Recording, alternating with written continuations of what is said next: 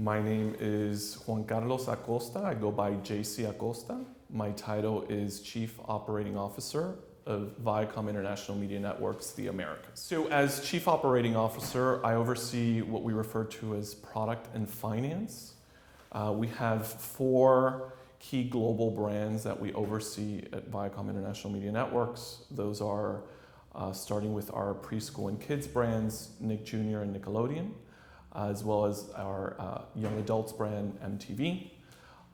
Comedy Central, a recent brand we launched in Latin America, targeting 18 to 34, and also the Paramount channel, which we launched last year, targeting 25 plus. So I oversee all of the brands, all of the brand strategies and monetization of those brands. I also oversee the brand extensions, so the areas that fall under the brands, such as programming, production, marketing, digital strategy, and other ancillary extensions such as consumer products and pro-social. And to encompass all of that, I also oversee finance as well for the organization. Viacom is the company, the multinational, multi-global company that it is because of its power in the genres that it operates in and the intellectual property that it creates. Today, Viacom is spending close to $4 billion a year on original programming and original productions.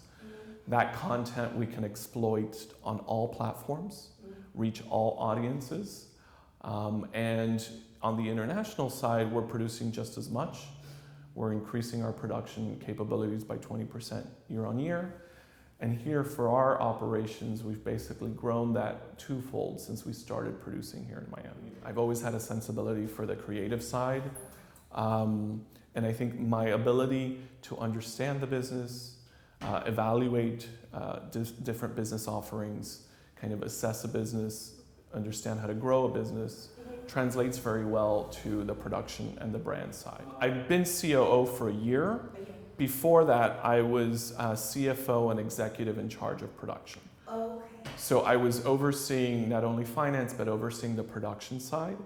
The production side extends much beyond just the creative side. It's also about how to evaluate financing for a show, where's the best place to do the show, where can we utilize tax incentives that we've utilized here in Florida, how to find the best creators and producers that we can work with. So there's many different aspects of the production side beyond just the creative. So a little bit of background of our productions in Miami. Our operations have been in Miami since the 90s, where we've managed our Latin American operations for many years. So we've been managing our Latin American operations since the 90s. We've produced many different music award shows or temples here in Miami throughout the years. But back in 2009, we really came back to Miami to start producing original productions.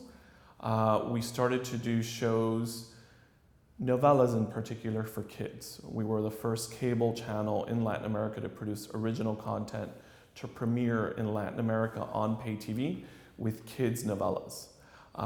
We did projects like Isa Te Caeme and Sueña Conmigo in Argentina, and then we came to Miami and said, given the opportunity of the Florida film tax incentive, how can we bring our productions to Miami and utilize the talent and the resources that are here? And that's what we did. We produced a novella called Grachi, which was one of the most successful novellas we've ever had. It was distributed in 50 countries around the globe. And then we also did the English language version of that same format that was also produced here in Miami. We did 4 seasons of that, 80 episodes, and in the last year we produced almost 100 half hours of content between English language and Spanish language.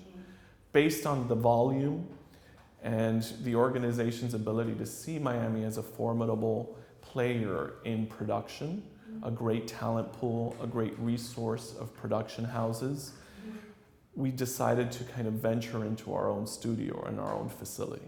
And that's where this facility, Viacom International Studios, was born. So the tax incentive, we were taking a great benefit of that incentive from 2011 to the last year. Unfortunately, the Florida legislature didn't pass the budget to include additional incentives. Is that affected? That has affected. However, we still have found that the talent pool and the production costs are still very, I would say, attractive versus other parts of the US. So we've been able to leverage the volume as well as the cost-effective talent pool here to continue to create content. Like I said, last year we produced 100 half hours. That ability to create that amount of volume over a short period of time creates an efficiency where you produce things at a much more effective per episode cost.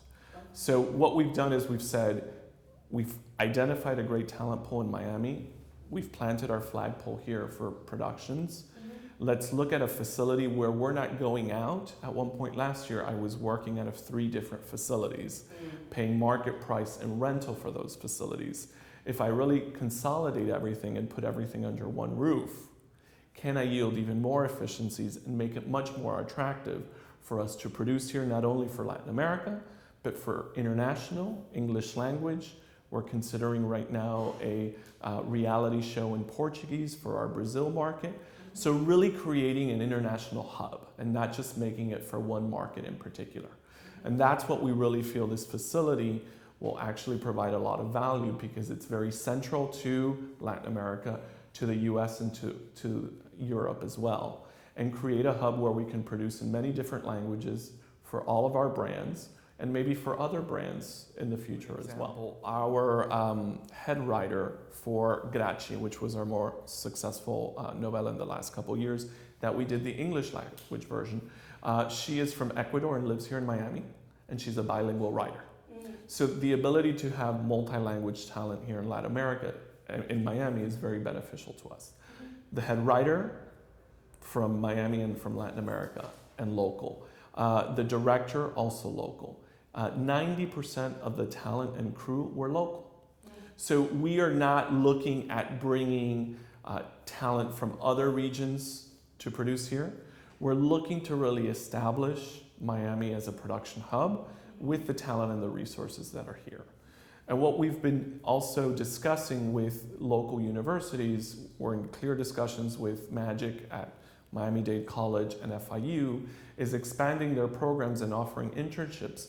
Because what we're hearing is a lot of the talent pool that does study here in Miami or are local find that the talent moves away from Miami. So we're not creating the economic benefit of even the students that we are teaching here in our local universities, because they're taking the benefit of that from our universities and then moving to the West Coast or up to New York in the area of production and the arts. So what we're trying to do is create talent that stays here with a consistent volume of content, provide them jobs, higher paying jobs, that will incentivize them to stay here and then buy their house here and create the impact that we want from a local economic perspective. It gives us the opportunity to bring more here, and that's how it all started. It all started with that tax incentive where we are a Latin American organization and there are other countries or cities in Latin America that have a good talent pool, but it's very cost effective when you're looking at currencies and devalued currencies. The incentives kind of, I would say, creates a level playing field and says you can produce here in Miami as effective as in Mexico City, where we produce many of our shows, or Bogota, Colombia, or Buenos Aires, Argentina. So there is that ability to say Miami is just as cost effective, and you might even find a more kind of US-centric talent pool that maybe has more of the understanding of the latest technology or the latest trends in creativity or any of those capabilities that are necessary.